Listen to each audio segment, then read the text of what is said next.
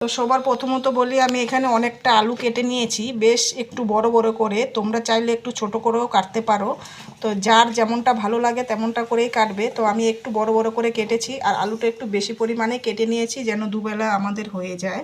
তো তার সাথে নিয়ে নিয়েছি একটু পেঁয়াজ, কুচানো পেঁয়াজ, আর এখানে তোমার আছে পোস্ত আর লঙ্কা, কাঁচা লঙ্কা বাটা। তোমাদেরকে আগের ভিডিওতে আমি বলেছি শুকনো লঙ্কা আমি খুব একটা খাই না, কাঁচা লঙ্কা যখন আমার ঘরে না থাকে তখনই খাই 2-4টে, তাছাড়া কিন্তু আমি একেবারেই শুকনো লঙ্কা খাই না, কাঁচা লঙ্কাই ইউজ করি। যেই কারণে তোমরা পোস্তটা দেখতে পাচ্ছ কাঁচা লঙ্কা দিয়ে বাটাটা আছে, বাটা করে রেখেছি। আগে থেকে আমি সবটাই রেডি করে রেখেছি, কারণ হচ্ছে আমি এক হাতে ক্যামেরা করব, আমাকে তো ক্যামেরা করে দেওয়ার মতো কেউ নেই, সেই কারণে আমি আগেই রেডি করে নিয়েছি। তো এখানে একটু কালো জিরেও আছে, আর এখানে গোটা কাঁচা লঙ্কা আছে, যে কাঁচা লঙ্কাটা আমি গোটা গোটাই দেব, মানে একটু চিড়ে নেবে।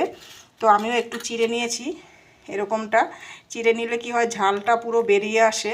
তো এরকম তোমরা একটু চিড়ে নেবে, তোমরা যে যতটা ঝাল খাবে সেই বুঝেই দেবে।